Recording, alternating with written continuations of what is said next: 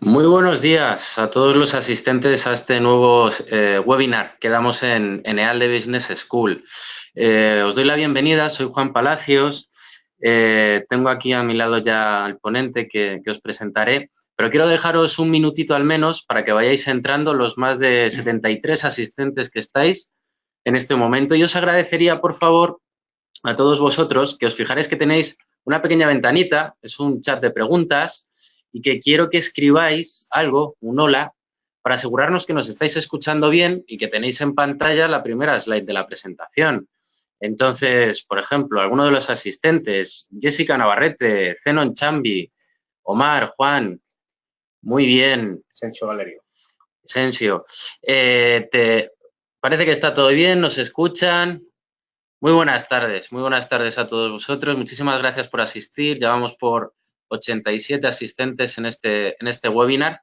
Os decía, soy Juan Palacios, voy a hacer las veces de presentador para este webinar y muy brevemente me gustaría anotaros que en este comienzo del 2018 EALDE continúa con sus convocatorias de máster, por supuesto también los máster relacionados con dirección de proyectos, y os invito a todos vosotros a que si no habéis entrado en la web de ALDE lo hagáis y podáis buscar información sobre tanto el programa académico, las fechas, y si tenéis alguna duda, pues que escribáis, porque nuestro equipo de admisiones estará encantado de atenderos y de informaros de cómo podéis acceder a nuestros programas de dirección de proyectos y cómo incluso obtener alguna de las becas que tenemos disponibles para vosotros, que bueno, que nunca está de más, ya que uno trabaja y además quiere estudiar, pues que le ayuden un poquito.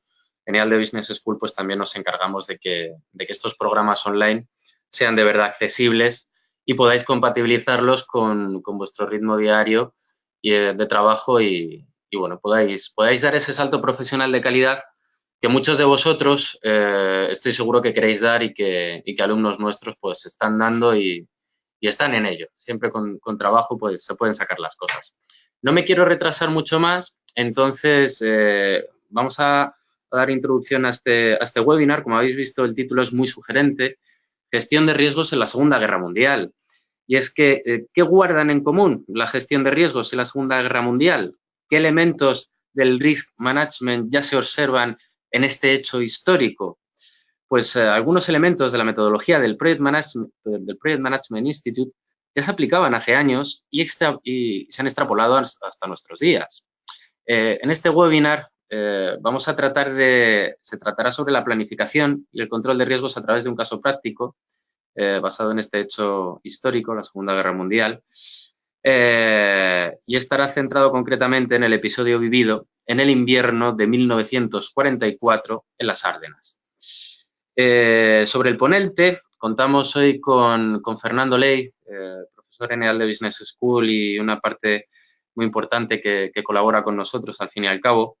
Es un ingeniero que cuenta con más de 25 años de experiencia en proyectos internacionales en el área de oil and gas y durante su vida profesional ha liderado proyectos para empresas como Foster Wheeler, Endesa, Repsol, Exxon, YPF, Intexa Industrial, Qatar Petroleum, Aramco y un larguísimo etcétera que han contado con su experiencia y que ahora vosotros como futuros alumnos, si decidís estar con nosotros en la siguiente convocatoria, podéis disfrutar de él y de otros tantos docentes que también contamos con un nivel equiparable. Además, que no se me olvide, me señala Fernando, es vocal del Project Management Institute, el PMI, en su capítulo de España, y certificado como Project Management Professional, como PMP. Esto es algo que puede estar también a vuestro alcance, insisto, dentro de nuestros programas académicos que también nos ayudan, os orientan a que consigáis ese objetivo que muchos tendréis en mente de certificaros como PMP, como aquí mi amigo Fernando que tengo al lado. Así que yo me voy a callar, dejo a Fernando con vosotros para que podáis disfrutar de él y os recuerdo que al final de la presentación habrá un turno de preguntas en el que podréis usar este chat y plantear las dudas que tengáis con él para que lo resuelva. Adelante, Fernando. Buenos días, buenas tardes, buenas noches a todos los oyentes, ya más de 100 participantes de este webinar de ALDE Business School. Bueno, pues hoy tenemos un tema vamos a hablar un poco de riesgos y, bueno, esto es un poco aburrido, ¿no? Pues vamos a poner un ejemplo de lo que... Muy entretenido. Un ejemplo de, bueno, de cómo se planificaron unos riesgos en un hecho histórico que cambió el devenir de Europa. Fue en la batalla de las Ardenas durante el invierno del 44, enero del 45, justamente ahora a estas fechas se cumple el aniversario. Sí. Bueno, pues vamos a empezar. Entonces, lo primero, muchos de nosotros los riesgos los asimilamos a algo siempre negativo. Y es una de las cosas que cualquier metodología de riesgo ya te dice desde un principio. Los riesgos pueden ser negativos o positivos. Si el riesgo, vamos a decir que es negativo, pero si es positivo, es una oportunidad de negocio, ¿vale? Entonces eso, y muy poca gente lo sabe, y además mucha gente no tiene eso en consideración. Un riesgo, pues,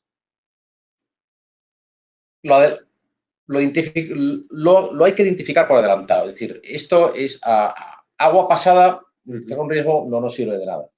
Entonces, lo que tenemos que es adelantarnos, es hacer una previsión de riesgos, ¿no? Entonces,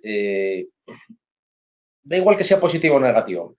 Incluso, ya te digo que el ser humano lo asimila siempre a lo negativo, ¿no? Entonces, es un error. Estadísticamente está demostrado que prácticamente hasta un 90% de las amenazas se identifican durante un proceso de gestión de riesgo. Esto quiero decir bien claro que no es una ciencia exacta, pero bueno, ciencias exactas son las matemáticas, la física, las químicas. La dirección de proyectos no es una ciencia exacta, y menos el control de riesgo, ¿no? Pero más o menos, ya te digo, la media es que un 90% de los riesgos con estas prácticas se puede identificar.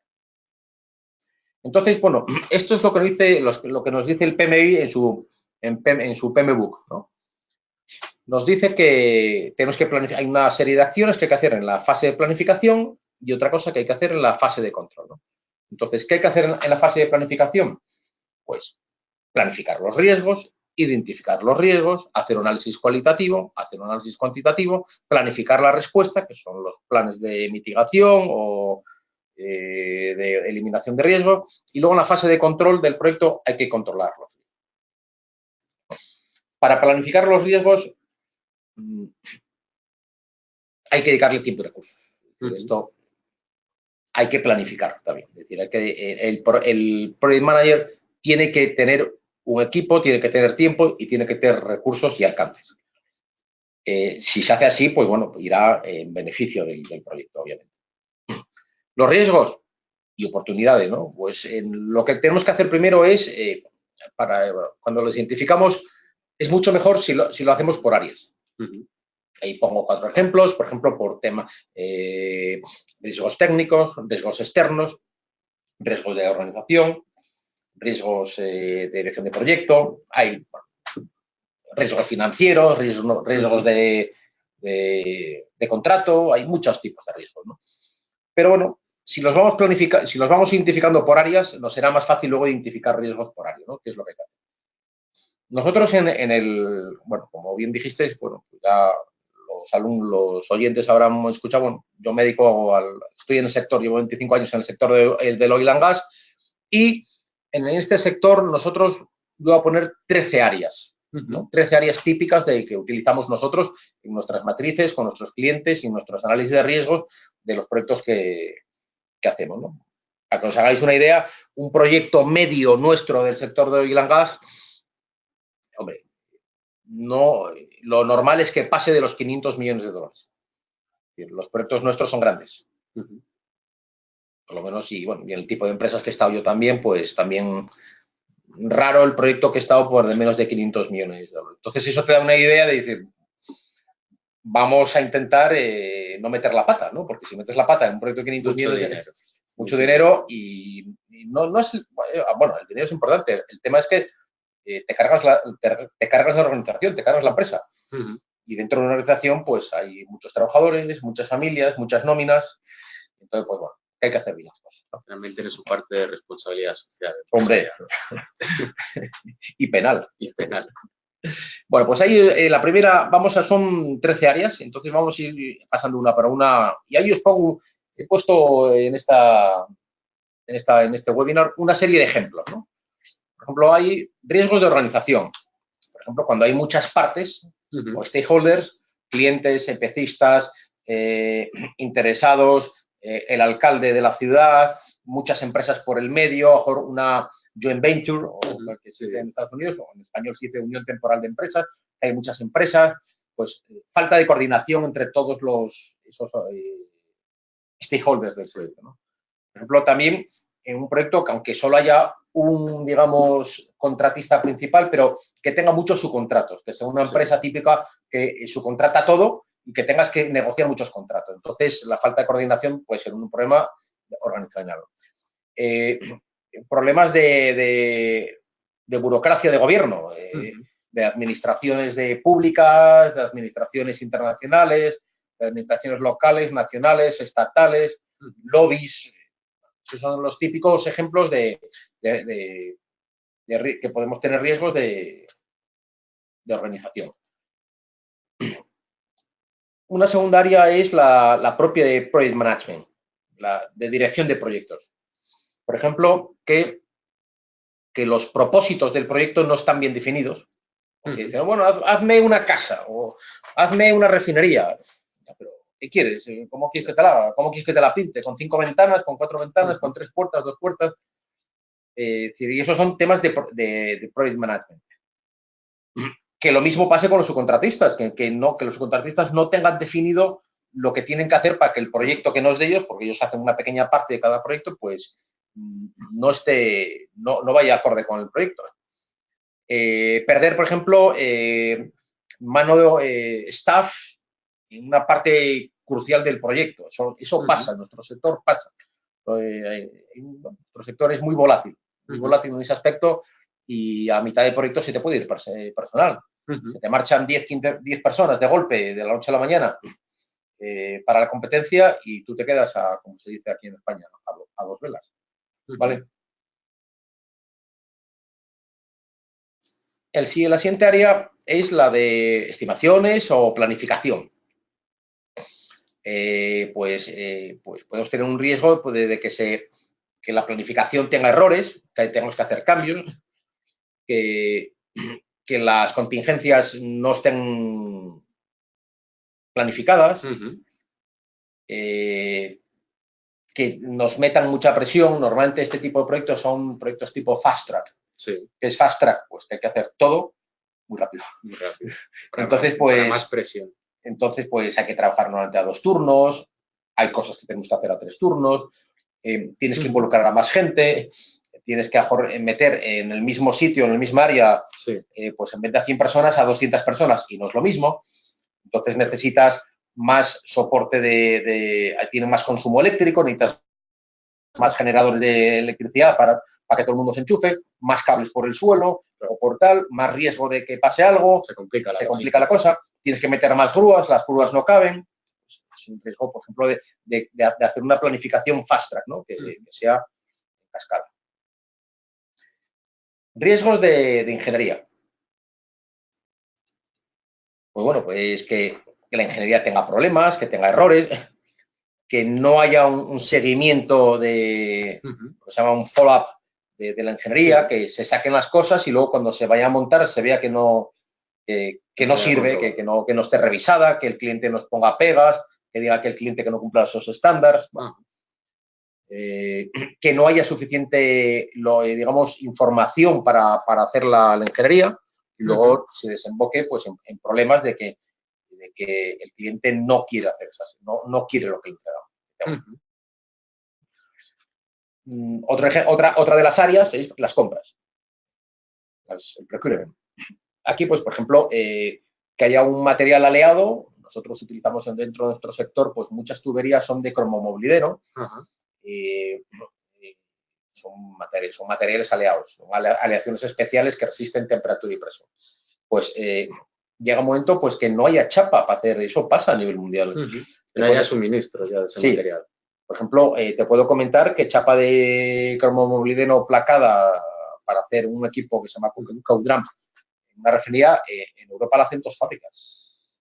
Claro. Y que yo sepa, en Asia está Sumitomo en Japón y poco más. Hay un suministrador en Estados Unidos, pero y haga quien haga ese equipo, se la tiene que comprar a estas empresas. Un negocio absoluto, vaya, al final. Bueno, todo, claro, hay la lista, tú vas ahí, vas como cuando vas al supermercado, que dices, ¿quién es el último? Claro, ¿qué número tienes tú? El 25. Claro. Y a lo mejor van por el 5 y dices, bueno, me faltan 20 todavía delante mío, ¿no? Tienes que contar con ese timing. Sí.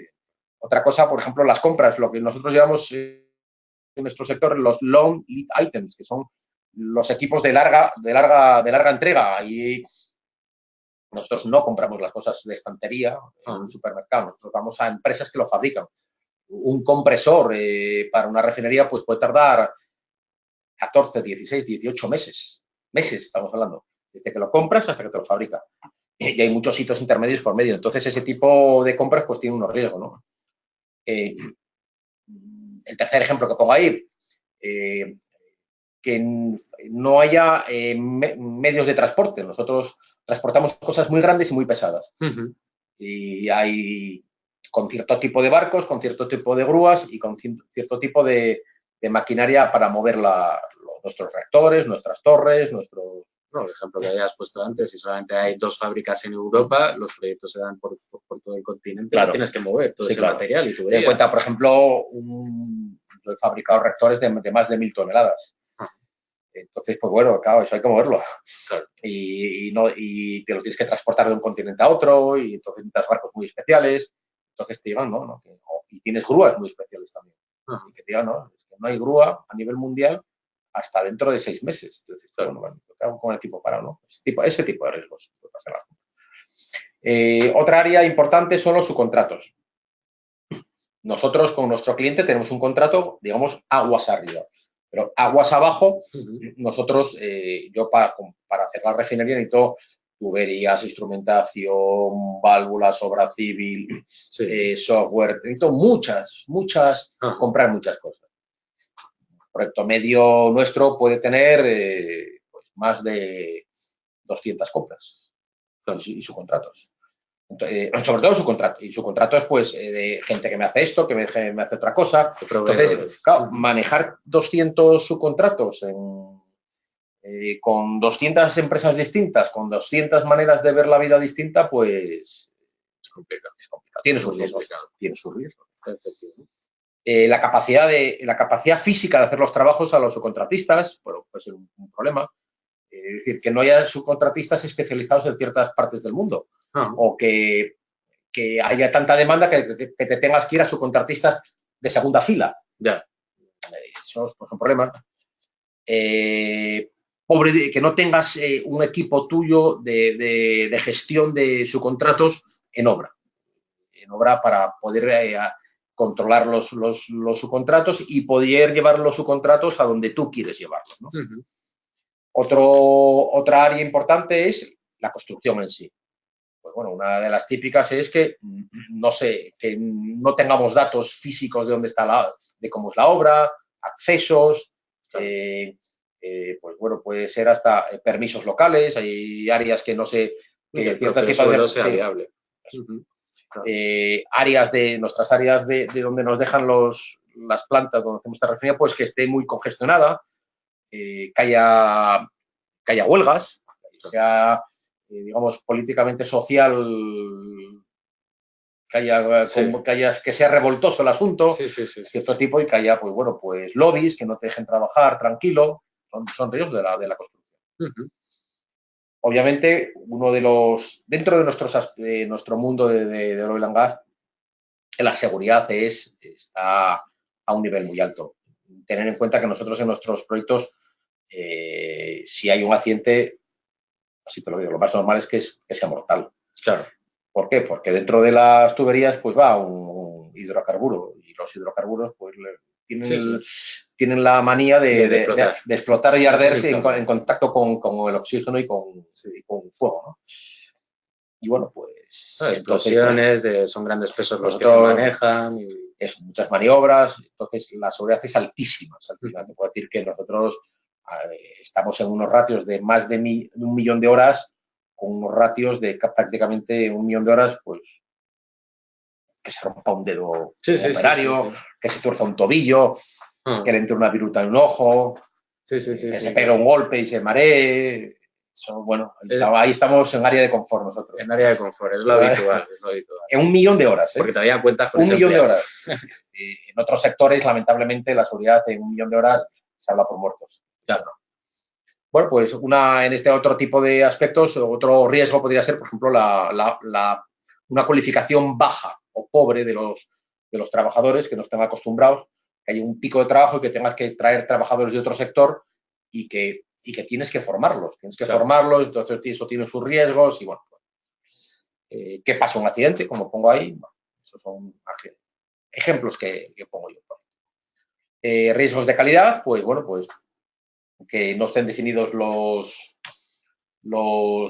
aspectos fundamentales de la seguridad, que haya mucha burocracia, que las expectativas de calidad sean muy altas, que los requisitos sean muy altos. Ejemplos, ¿vale? Temas de medio ambiente, pues tenemos, es otra de las áreas, ¿no? Que cambie la normativa, New Information Required for Permits, que cambios en los permisos, en las regulaciones, que los permisos que necesitemos nosotros medioambientales sean sine die, es decir, que nosotros esperamos que esto no me lo den en 2 meses y resulta que depende de un organismo público y encima hubo unas elecciones nacionales por medio, un cambio de gobierno y cambió la gente y en vez de 2 meses me tarda 8 meses. Claro. Y legalmente, hasta que no tenga ese permiso, no puedo empezar. Claro. ¿No? Riesgos financieros. Pues bueno, pues que ahí puse que subcontractos cash flow, es decir, que los subcontratistas no tengan un cash flow positivo dentro de su proyecto y que tengan problemas financieros. Al final, bueno, dices tú, no, son problemas de ellos. Sí, pero si no te hacen la obra o si no te suministran lo que te tienen que suministrar, al final el problema lo tienes tú. Claro. Eso también te puede pasar a ti, ¿eh? Puede ser problemas de cash flow del subcontractor o del contratista principal. Retrasos en el pago de facturas. Por ejemplo, en otros países, normalmente nosotros compramos a nivel mundial y eso es consecuencia de la tercera que pongo ahí, que es cambios euro-dólar, que fluctúe el euro, el dólar o el yen. Entonces, pues bueno, que fluctúe, entonces, pues claro, que afecte a tu impacto en la cuenta de resultados de tu proyecto. En el momento que se planifica la compra hasta que se hace efectiva, ha podido cambiar. Obviamente. Hay manera para solucionarlo. Riesgos de contrato, pues bueno, que haya garantías, que haya retrasos en la aceptación provisional de las cosas, que haya variaciones contractuales, que haya reclamaciones por parte del EPCista principal. Esos son riesgos del contrato. ¿Vale? Y ya para finalizar, pues bueno, riesgos de puesta en marcha. Pues bueno, pues que las cosas, los líquidos y por ejemplo, los aditivos o los catalizadores que nosotros necesitamos para iniciar las reacciones químicas en la refinería, pues haya retrasos, que tengamos problemas para legalizar la planta y no podamos hacer la puesta en marcha, requerimientos ministeriales que se requieran, además de todo lo que tú tienes, por normativas locales de países. Hay países que piden pues, cosas distintas que a otros, ¿no? Entonces, pues bueno, te puedes encontrar riesgos en ese tipo de cosas, ¿no? Entonces, ¿qué hacemos? Un momento que hacemos este análisis con estas 13 áreas, listamos una serie de riesgos y bueno, y ahora lo que tenemos que hacer es que ver el análisis cualitativo de los riesgos. Es decir, ¿esto ocurre o no ocurre? Hay mucha posibilidad de que ocurra, poca posibilidad de que ocurra, tiene mucho impacto, poco impacto. Claro. Y eso, pues bueno, eso es lo que hacemos en nuestro sector, lo que hacemos es, lo dividimos en 5 fases, ¿no? Pues que ocurra más del 80%, que ocurra entre un 80 y 65, otro 65-45, otro entre 45 y 20 y otro de 20. Aquí, pues son las propias estrategias de cada empresa, ver cómo está el benchmarking, cómo está el mercado. Cada sector, aquí yo los pongo de oil and gas, cada sector será más agresivo o menos agresivo. Imagínate en el sector aeronáutico, por ejemplo, claro, si hay un accidente, pues hay un problema, ¿no? Y grave, porque los accidentes en el sector aeronáutico, de los fabricantes de aviones, pues bueno, no se pueden permitir ese lujo, ¿no? Entonces, pues bueno, pues la matriz de riesgos tendría mucho más impactos de altos que bajos. Como ya veremos, ¿no? Esto es un ejemplo, ¿no? Es un sector que para otros sectores, pues bueno, pues te puedes ir a internet, a fuentes muy oficiales de risk management, mucha información, y bueno, puedes ver, pero poco más o menos, no te creas tú que varía mucho. Hay gente que las matrices, en vez de 5x5, la matriz de riesgos que vamos a ver ahora, la hace de 4x4, perfectamente. No tiene por qué. Y bueno, pues entonces lo que tenemos que ver ahora es el impacto. Es decir, cómo categorizamos el impacto que tiene cada riesgo, ¿no? Entonces, pues bueno, pues aquí tenemos lo más, digamos, lo peor puede ser que una crisis, yo pongo, ahí hay números, bueno, que tengamos más de 4 meses de retraso, que tengamos pérdidas de vidas humanas, que financieramente el proyecto se vaya al carajo, que no sirva. Esto es en el sector de oil and gas, teniendo en cuenta que nosotros manejamos proyectos de 500 millones, 1.000 millones, 300 millones, 700 millones, más de 2.000 millones, hay alguna empresa que los maneja. Pero bueno, no es lo normal, los 500. Entonces, las cifras que yo pongo aquí, pues bueno, más o menos van en esa línea, ¿no? Crítica, que es la cuarta más severa, pues que perdamos más de 10 millones de dólares, ¿no? Que haya gente que esto le parezca que sea una crisis, pues bueno, pues para nosotros no puede ser en ciertos proyectos no perder tanto dinero. 3 meses de retraso, son ejemplos, ¿eh? Bueno, la siguiente sería, pues bueno, significantes, cuando perdemos menos de 5 millones, 2 meses de retraso. Marginal, pues bueno, cuando perdemos menos de 1 millón, menos de un mes de retraso. Y bueno, aquí cuando perdemos nada, perder menos de 100.000 euros en estos proyectos es poco, ¿no? Menos de 2 semanas, ¿no? Al final, con estas dos áreas, lo que hacemos es una matriz, que ya os la voy a enseñar ahora. Y bueno, pues ahora también, bueno, podríamos también, otra manera de cualificar los riesgos, pues sería esto, ¿no? Pues del 1 al 10, luego aquí podemos juntar el 9 y el 10 con una, el 8 y 7 con otro, el 5 y 6 con otro, agruparlos, ¿no? Bueno, con unas cifras, es lo que pongo. Al final, lo que queremos es esto. Da igual la manera que lo quieras, ¿no? Entonces, dependiendo del sector, puede ser más, depende de la estrategia de la empresa, pues más asumible al riesgo o menos asumible al riesgo, ¿no? Cuanto más high, son riesgos altos, pues digamos es más conservador la empresa, y cuanto más low es más permisible al riesgo, ¿no? Pues, bueno, por ejemplo, voy a poner un ejemplo de qué probabilidad haya de que existe de que un avión caiga al suelo. Sobre la refinería. No, que caiga y se tenga un accidente, ¿no? Pues bueno, la verdad es que la probabilidad sería ver un leakage, sería la 1, muy baja, es decir, los aviones normalmente no caen. Pero, sin embargo, ¿cuál es la consecuencia? Que es la parte de arriba de la matriz. Sería mucho, ¿no? ¿Por qué? Porque muere gente. Es crítico. Normalmente se van 200, 300 pasajeros, pues se mueren. Cosas así, ¿no? Otro ejemplo, el contrario. Por ejemplo, yo tengo una refinería, estoy trabajando y mis trabajadores se desplazan en bicicleta, ¿no? Bueno, ¿qué probabilidad hay de que tengamos un accidente en bicicleta? Bueno, si tengo 500 trabajadores, el proyecto se lleva durante 2 años, pues lo normal es que tenga accidentes de bicicleta, ¿no? Entonces la probabilidad puede ser el 100%. Estoy seguro que lo voy a tener. ¿Qué consecuencias tiene eso para el proyecto? Me rompa un tobillo un trabajador, Dios no lo quiera, pero bueno, aunque se me rompa una clavícula, ¿no? O no sé, cosas así, bueno, pero bueno, bueno, que no queremos que a nadie le pase nada, pero bueno, pues eso hay que reconocer que, bueno, que el proyecto, pues bueno, no lo afecta. ¿Vale?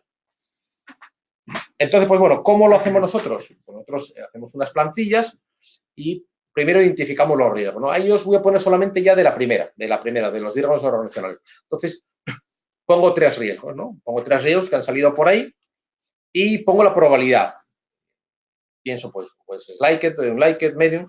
Luego lo que hago es hacerle el impacto, ¿no? Con las métricas que ya hemos definido anteriormente, ¿no? Puede ser marginal, significante, crisis. Y entonces luego me voy a la matriz de riesgos y la propia matriz de riesgos ya me dice el riesgo, el nivel de riesgo que tengo, si es alto, si es medio o si es bajo, ¿no? Entonces, como norma general, los riesgos altos hay que eliminarlos, ¿vale? Los que son medios o moderate hay que mitigarlos y los que son bajo o low, lo que hacemos es seguirlos, ¿no? Y ver cómo funcionan. Es como si estar ahí, los tenemos ahí, los estamos mirando de reojo, lo estamos vigilando porque pueden evolucionar, ¿eh? Hay cosas que hacen el propio proyecto y cosas que pasan en el proyecto hacen que ese proyecto que está abajo evolucione a moderado o alto. A mí me ha pasado y, bueno, es un tema que, de hecho, el análisis de riesgo hay que hacerlo, pues, cada cierto tiempo, pues hay que renovar, hay que revisarlo un poco para ver cómo va, ¿no? Y bueno, ahora lo que tenemos que pasamos ya al análisis cuantitativo. Lo que tenemos que hacer es, pues, ver lo que nos cuesta, ¿no? Pues aquí tenemos, pues, varias técnicas, ¿no?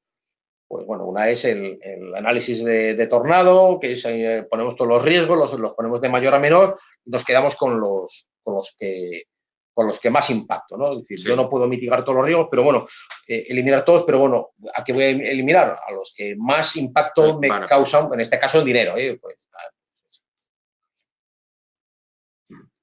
Otro análisis, pues, es el análisis de valor esperado, ¿no? Por ejemplo, yo tengo un riesgo A y tengo una probabilidad de que pase del 10% y con un impacto de $20.000. Pues, bueno, yo lo que hago es una reserva, pues, bueno, calculo, hago la probabilidad multiplico la probabilidad por el impacto y me salen 2.000, ¿no? El B, 30% con un impacto de 45.000, me salen $13.500. Y el riesgo que más alto que va a pasar es el C, que tiene una probabilidad del 68%, pero tiene un impacto de 18.000, con lo cual el valor monetario esperado me sale 12.200. Pues bueno, yo sé aquí si tengo que atacar algún riesgo, obviamente, pues atacaría el B, que es el que más impacto me hace en el proyecto. Nosotros aquí en EALDE, y concretamente en el máster de dirección de proyectos, utilizamos un software muy sofisticado, que es el @RIX de la empresa Palisade, ¿no? Es una herramienta, yo la he utilizado en proyectos de más de 500 millones de euros y es una pasada. Te hace un análisis de riesgos brutal y hoy en día, bueno, utiliza la técnica Monte Carlo, lo que pasa que, bueno, que tiene un software que te hace más de 1 millón de escenarios en cuestión de 2 segundos. Entonces, claro, te mete todas las variables, te hace el cálculo y te hace el cálculo en 5 o 10 segundos, te mete una iteración te metes 2 millones de iteraciones distintas y dice, a ver qué pasa si esto sí, y esto sí, y esto no, y esto no, y esto no, y hace iteraciones con todos los riesgos, ¿no? Y bueno, es una herramienta espectacular. El software donde... Y se lo damos aquí en EALDE, lo tenemos en los que hagan, en los alumnos que hagan, está disponible. Bueno, el siguiente que tenemos, pues el árbol de decisiones, ¿no? Pues lo típico, digo, estos son ejemplos. Pues, tengo que hacer esto se utiliza sobre todo en drilling, en prospecciones petrolíferas, ¿no? Coste de la instalación o de un prototipo, no hago prototipo. El prototipo me cuesta hacerlo $200.000. ¿Vale? Entonces, eso puede que funcione o no funcione. Entonces, bueno, pues ya está, hay casústicas que sabemos que si hago el prototipo me falla el 35% de las veces y la mano de obra que utilicé para todo eso, pues me supone $120.000 de impacto. Si funciona, no tiene impacto. Si no hago prototipo, puede que me funcione o puede que no. Normalmente el 70% de las veces tengo una probabilidad de que no funcione. Y eso me supone un impacto de $450.000. Pues bueno, nosotros lo que hacemos es multiplicar la probabilidad por el impacto y al final pues tenemos esto, ¿no? Que hacer prototipo me sale, por un lado, 35% por 120.000, que son 42.000, más los 200.000 de hacer el prototipo, me salen $242.000. Pero no hacer el prototipo me puede salir por $315.000.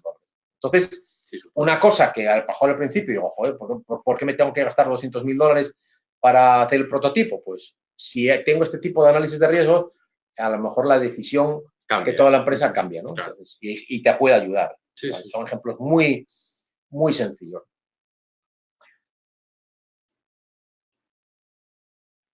Planificación. Es decir, hay que hacer un plan antes de que los riesgos ocurran. Hay que disminuir la probabilidad o impacto, planes de contingencia. ¿ves? Hay que evitar, transferir los riesgos, ¿no? Sí. No puedes tener planes de reserva. Bueno.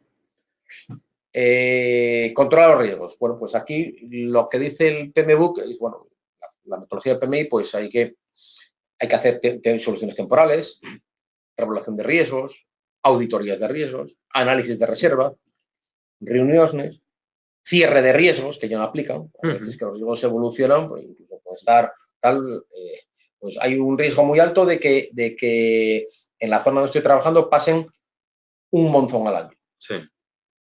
O que haya una riada al año. ¿Qué pasa? Claro, ahora, ¿qué pasa con el cambio climático? Ahora, concretamente aquí en Europa y en España, bueno, la sequía que hemos pasado este año ha sido brutal. Sí.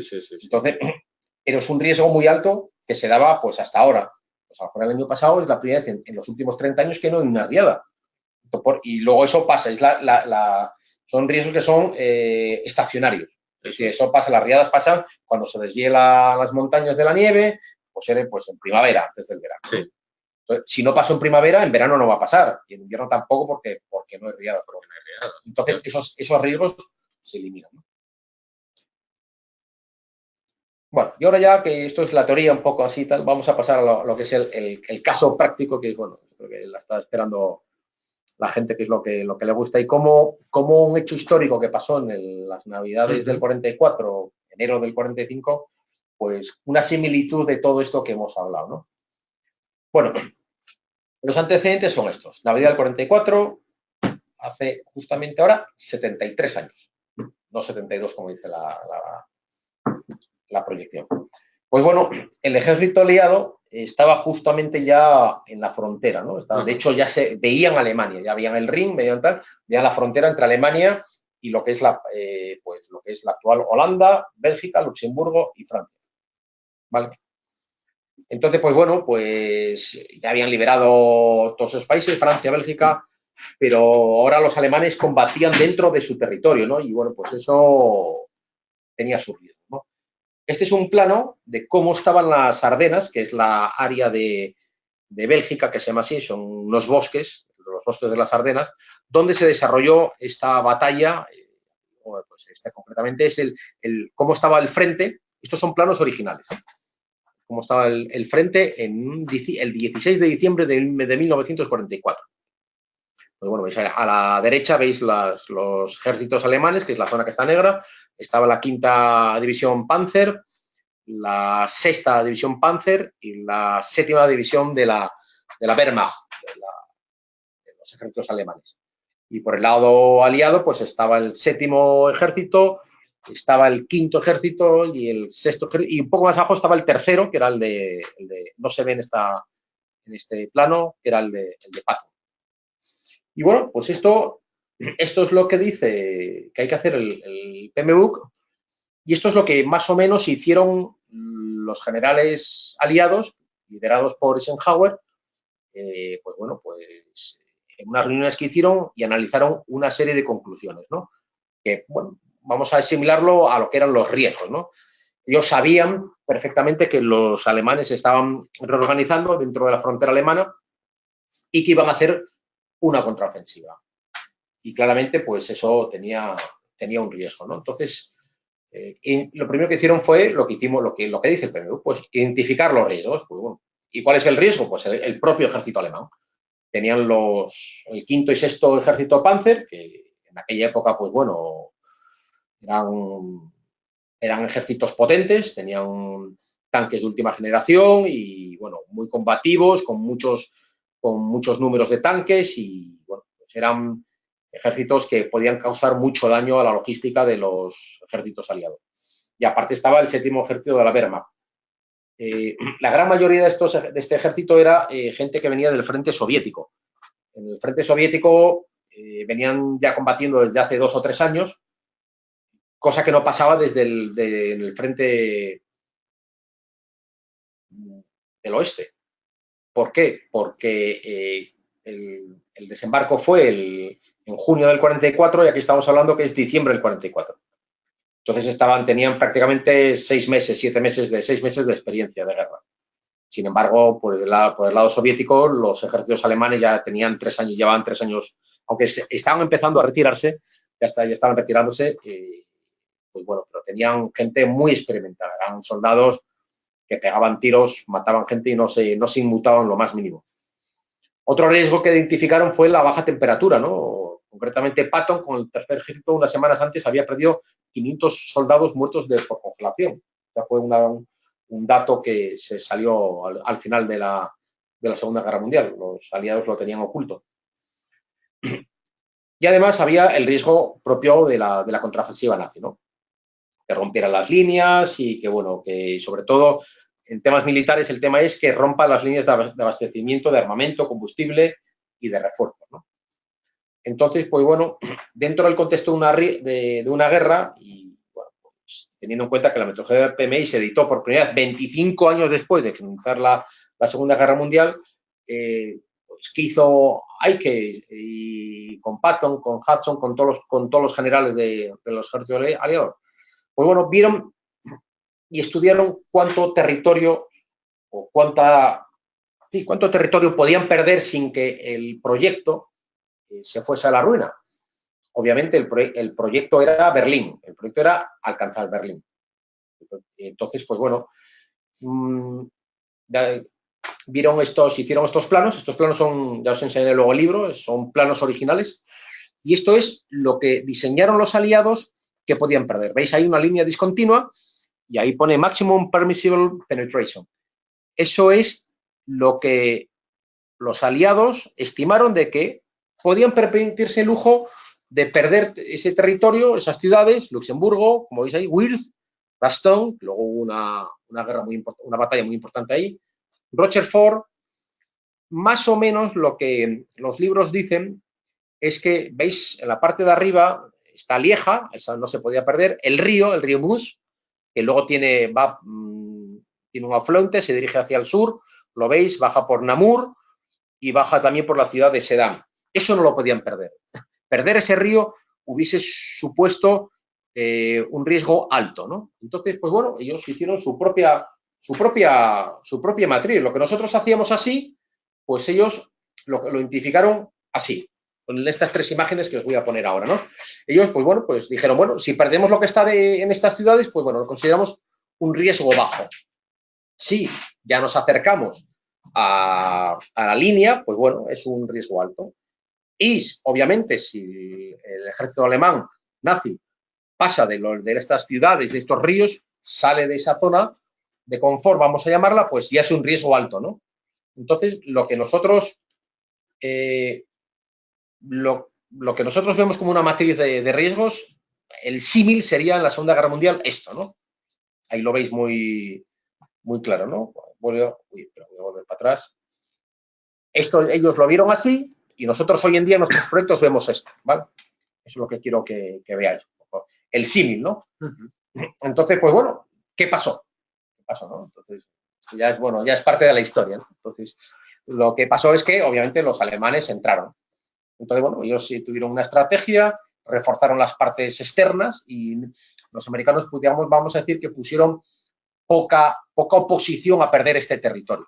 Tuvieron bajas, o ya os diré las cifras y perdieron muchas vidas, pero bueno, lo dejaron un poco viéndolas venir, ¿no? Entonces, esta fue la penetración de la contraofensiva, concretamente el 19 de diciembre, 3 días más tarde del frente que ya os dije antes, que era el del 16 de diciembre.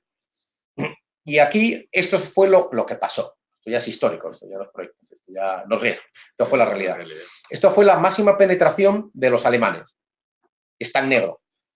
Como podéis ver, a dónde llegaron los alemanes, pues no cubrió, no llegó a cubrir ni el 100% creo que cubrió como un 50% del territorio que los aliados podían ceder, ¿no? Y no se acercó nunca ni a ciudades clave, ni al río, se quedó siempre a distancia, nunca, digamos que, bueno, pues vamos a decirlo que fue un riesgo bajo, ¿no? Un riesgo bajo. Ahí pongo las tres, el bajo, el moderado y el alto, para que veáis superpuestas todas lo que pasó, ¿no?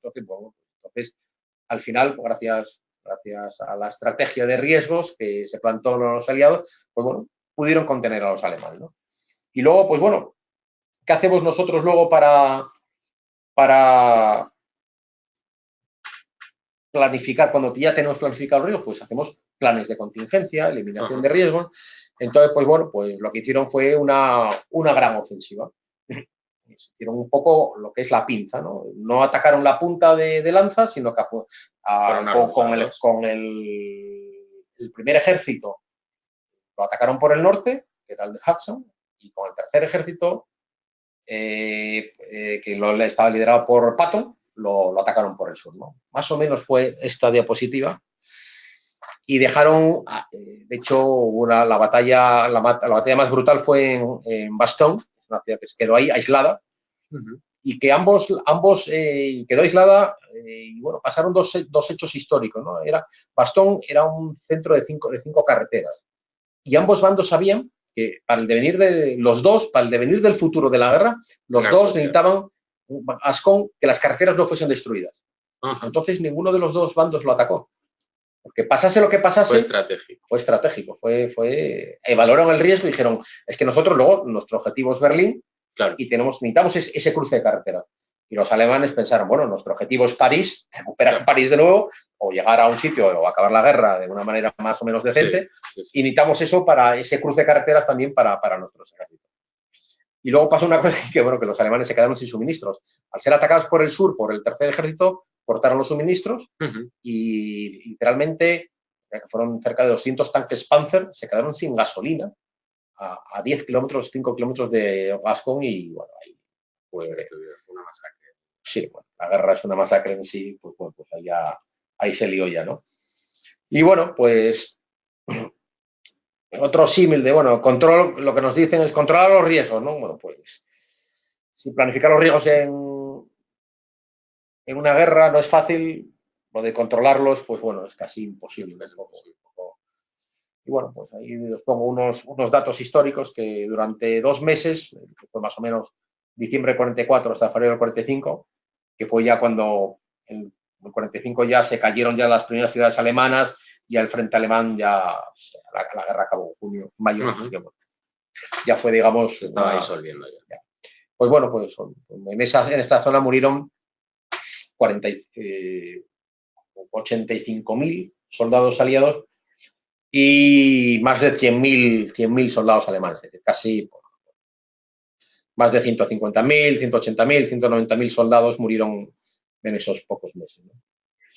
Bueno, ya, pues simplemente para que lo sepáis, todos los mapas mostrados pertenecen a este libro, que está escrito por Icke, y que fue el general supremo de todos los 7 ejércitos aliados de la Segunda Guerra Mundial. Eisenhower, el libro está escrito en el 48, y Eisenhower luego fue presidente de los Estados Unidos.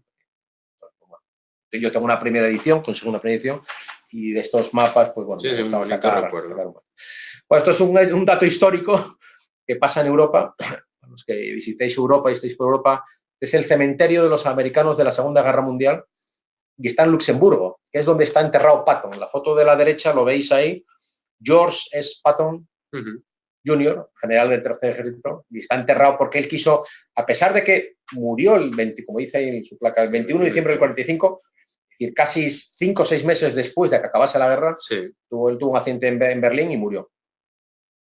Tuvo un accidente de tráfico. Lo enterraron en Berlín. Y luego en la foto de la izquierda es una cosa curiosa, ¿no? Yo soy Fernando Ley y es Ferdinand Ley, es un ancestro de mi familia, es un primo, es el hijo de un primo de un hermano de mi bisabuelo, que su padre emigró a Estados Unidos y su hijo combatió en la Segunda Guerra Mundial. Está enterrado en el mismo cementerio que Patton, en Luxemburgo. Muy curioso. Y bueno, datos anecdóticos. Bueno, y pues muchísimas gracias por vuestra atención. Espero que os haya gustado. Abrimos ahora unos minutos de ruegos y preguntas. Lo que queréis preguntar, a ver, ir preguntando. Si queréis, si estáis ahora. Yo creo que habéis estado muy atentos para que lo sepáis. La presentación comenzó de entrada con 80 asistentes, ahora estáis ya 141. Yo creo que ha sido bastante interesante el ver no solamente el marco teórico, que siempre es útil, sino un marco práctico y un marco histórico, que al fin y al cabo los riesgos en proyectos se pueden aplicar ese criterio se puede aplicar en casi cualquier circunstancia, salvando las distancias, pero así puede ser. Entonces, a todos los asistentes, que seguro que tenéis bastantes preguntas, pues Fernando os va a ir comentando alguna de ellas. Aquí tenemos una pregunta de Juan Pablo Rodríguez, nos pregunta, ¿las categorizaciones se realizan con criterio de experto o con distribución estadística? Las dos cosas. Es decir, hoy en día yo estas las tengo de la Asociación de Risk Management americana y suelen ser por sectores. Suelen ser por sectores. Cada sector tiene yo puse 13 ahí, el sector de oil and gas. Hay que irse a asociaciones o cogerse la ISO de riesgos, pero normalmente las áreas primero se hacen con criterio de experto. Y luego, bueno, pues depende de los sectores. Nuestro sector es un sector que está muy trillado, que está muy trabajado en este aspecto. Ya te vas a distribuciones estadísticas. Ya hay una documentación. Ya hay mucha documentación. Ya tal. Más o menos la rueda está inventada, pero bueno, no es el project management y los riesgos, es parte de los project management, no es una ciencia exacta. ¿Vale? Entonces, pues bueno, puede haber variaciones, incluso un mismo análisis de riesgo, de ir a un país a otro país, o dentro de un mismo país tener un cliente o tener otro cliente. Sí. ¿Vale? Entonces, pues bueno. Sí, preguntando en el chat. Osmar tiene varias preguntas por aquí. Vamos a cogerle una. ¿Cómo podrías manejar los riesgos de los hidrocarburos si se aplican distintas políticas internacionales? Pues cada política internacional con su base de riesgos. Claro. Si tengo unos riesgos de que fabrico en Europa o que fabrico en América y coloco en Europa o coloco en Sudamérica o en el Middle East, pues tengo que tenerlos todos, tengo que analizarlos todos. Claro. No me vale solamente el origen, sino el origen y el destino. Claro. ¿Vale? Con respecto a los traslados de equipos, nos vuelvo a decir Osmar, ¿qué tipo de protocolos de seguridad usan para minimizar los riesgos? Pues, hombre, lo primero es utilizar empresas de prestigio. Un reactor que cuesta 10, 15 millones de euros, que pesa 1000 toneladas, no una tonelada, sino 1000 toneladas, y que tiene un plazo de ejecución de 22, 24 meses, todo eso con garantía. Hay que hacerlo pues seleccionando lo que es, evitando sobre todo lo que se llama la baja temeraria. Es decir, tú tienes empresas muy especializadas en esto. Y nuestro sector, concretamente, lo que se llama la short list, las listas cortas es muy útil y se utiliza muchísimo. Tienes que irte a minimizar riesgos de este tipo de cosas, pues irte a empresas con muchísima experiencia. Claro. Vale. Bueno, y luego, obviamente, pues sacando seguros, como minimizo más riesgo, pues sacando seguros. Si me pasa esto, pues saco una póliza de seguro para por lo menos recuperar parte, ¿no? El dinero. Vale. ¿Qué más tenemos por aquí? Daniel Esteban Gómez dice, ¿cómo calculas el porcentaje de la probabilidad de que algo pase? Estadísticamente. El benchmarking en esto de los riesgos es un tema importantísimo. Hay muchísima literatura, hay muchos libros, hay muchas tablas, pero sobre todo yo lo que pido es que leáis sitios oficiales. La Risk Management Association, la ISO de riesgos, lo propio, los manuales de riesgos del Project Management Institute, informes de organismos oficiales tipo Bureau Veritas, el LOIS, organismos que sean de confianza, de peso. ¿No? Deloitte hace muchas auditorías en este tipo también. Bueno, y aún así imagino que no siempre habrá literatura no y que tengas que recurrir a lo que decía antes la anterior pregunta, algún experto o claro. A ver, amerita. Sí. Si se merece, no es necesario. Sí. Juan Hernández nos pregunta si en todos los sectores se necesita la evaluación de riesgos. La respuesta es clara y concisa. Sí. Sí, efectivamente. Cualquier cosa que se haga puede salir mal o existe un riesgo que pueda salir bien. O salir bien.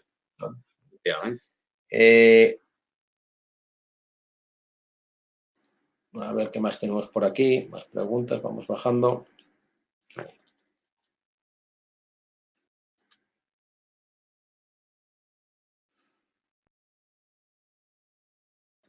Hugo Pérez dice, la matriz de riesgos que he mostrado en la de ISO de la 9000, bueno, pues si te digo la verdad no la sé. Esa es una típica que utilizamos nosotros en el sector de oil and gas. Si te fijas abajo a la izquierda, pues esa es, digamos, es bastante conservadora, no hay muchos highs, solo creo recordar que solo había 3. A verlo. Sí, bueno, hay 6 ries, 3, 7. Hay otras más estrictas que, bueno, podría poner que si es ver un like y tiene crisis, pues que fuese alto en vez de moderado, como la que mostré yo. No tiene por qué ser exacta esa, y yo creo que cada sector tiene el mismo. Es decir, eso hay que ir al benchmarking. Lo que puse aquí, Hugo, son ejemplos, ¿vale?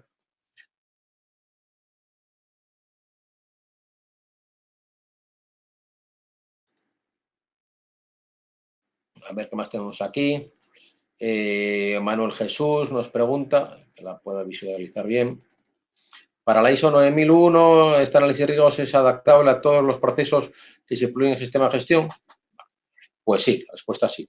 Claro que se puede. De hecho, muchas veces los análisis de riesgo te los piden tus propias empresas, te sirve para reducir riesgo, claro. Y te sirve, incluso yo he tenido casos de realizaciones de due diligence, sí, de que el propio análisis de riesgos te hace reducir la financiación en los bancos. Yeah. Para que os hagáis una idea, el análisis de riesgos en el proyecto de Panamá, el canal de Panamá, que era un proyecto de 35.000 millones de dólares. 35.000 millones. Sí, más o menos, 33, 35. Esas cantidades ya, sí, el último millón de magnitud ya se me va. Es elocuente. La cuestión fue que hicieron un análisis de riesgos muy concienzudo y la due diligence recomendó bajar un 0,25% el interés del dinero que prestaba el consorcio de los bancos. Claro, si te calculas el 25%, el 0,25% de 33.000 millones es mucha pasta, simplemente porque analizaron los riesgos y los tenían sus planes de contingencia, sus planes de eliminación. Estaban bien medidos. Vale. Y a pesar de eso pasa lo que pasa, ¿eh? Claro. Así que, ¿qué más tenemos por aquí? Ya las últimas preguntas.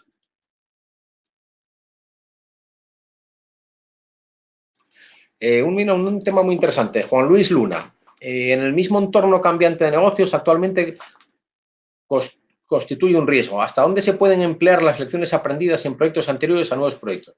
Las lecciones aprendidas es la base para empezar el siguiente proyecto. Si yo es el documento base. Y luego lo que hay que hacer es ver lo que pasa, analizar lo que ha pasado en esas lecciones aprendidas y ver si es aplicable a la actualidad. Pero las lecciones aprendidas es un documento clave. Es decir, hay que tenerlo desde el día cero. Es decir, las lecciones aprendidas de los proyectos anteriores. Daniel Esteban, ¿consideras que el cierre de muchas empresas del sector de hidrocarburos con la caída del precio del petróleo fue culpa de falta de planificación de riesgos o de riesgos inevitables? Pues bueno, claro que puede ser. Muchas empresas no analizaron bien, sobre todo temas financieros, claro, y se fueron al garete. Pues bueno, imagínate, en países donde la inflación es alta. Tu departamento de proyectos, tu departamento de costes, sí, tiene una planificación, hace de costes, vas a un país donde, que los hay, ¿eh? Sí. Que tienen un plan, ya no te digo, bueno, el año pasado hubo uno, lamentablemente, bueno, temas de Venezuela, que ya claro, esos son temas de inflación galopante, pero hay países por el mundo que tienen inflaciones de 2 dígitos, del 20-25%. Entonces, tú imagínate que no lo tienes en cuenta eso. Claro. Y que tú te retrasas, pues, 2 meses, simplemente 2 meses, que es poco. Nuestro sector retrasa 2 meses, es poco. Claro, retrasar 2 meses y que te suba una inflación del 25% anual, que prácticamente son 5 o 10 puntos, pues claro, son unos gastos financieros que si no los tienes en cuenta, pues por culpa de esos macroeconómicos que se van al garete, tal como nos pregunta José Ángel Luna. A ver, la definición de riesgo. A ver qué nos preguntan por aquí. Colombia acaba de preguntando. Alfredo nos pregunta, bueno, sobre el puente no. Lamentablemente, Alfredo, no desconozco ese suceso. A ver, ¿qué más tenemos por aquí?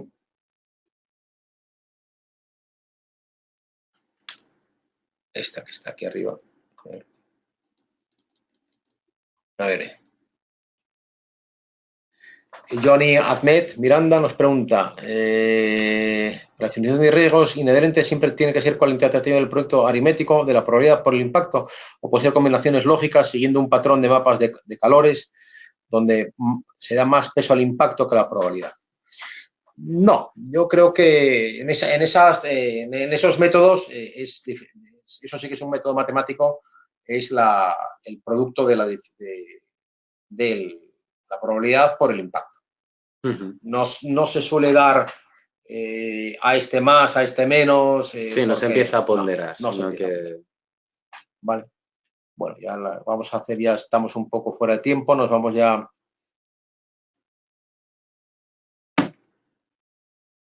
a las últimas preguntas. Un par más. Vale. Federic Ackerman.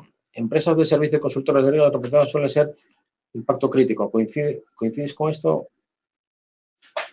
Empresas de servicios consultoras. El riesgo reputacional suele ser el impacto crítico. Vale, bien, sí, bueno, a ver. Lo que pasa es que en empresas consultoras el riesgo reputacional todavía está un poco en segunda línea. Va más a... Yo lo pasaría este riesgo reputacional a empresas especistas, ¿no? De ingeniería, que les salga mal un proyecto, ¿no? Sí. Es decir, si te sale bien no se entera nadie, pero si te sale mal, además hoy en día estás todos los días en todas las redes sociales, estás en el YouTube, que se te incendió la refinería, que has tenido un accidente en todos los periódicos, en todos los juicios, en todos los juzgados. El impacto mediático. Yo creo que el impacto mediático viene más bien a empresas de constructoras, no a empresas consultoras, ¿vale? Bueno, pues con esto yo creo que damos por finalizado el webinar. Espero que os haya gustado. Yo creo que ha sido una lección muy interesante, además, porque esto es algo habitual que hacemos en EALDE. Aparte de la metodología que seguimos dentro del campus, que siempre cada clase va acompañada de un caso práctico, existe un foro en el cual se puede debatir con el profesor y con los compañeros, que por supuesto también tendréis vuestro bagaje. Se debate sobre todos estos temas y además de una forma mucho más profunda, y también se hacen sesiones en directo. O sea, no solamente estos webinars se hacen fuera de clase, sino también durante las 2 semanas o 3 que dura una clase, se hace una sesión en directo que igualmente como esta queda grabada para que podáis tener una interacción más directa con el profesor y se conozca más de primera mano los temas que tratamos. Entonces, muchísimas gracias a los 140 personas que habéis asistido, que nos habéis reservado un tiempo de vuestro ajetreado día.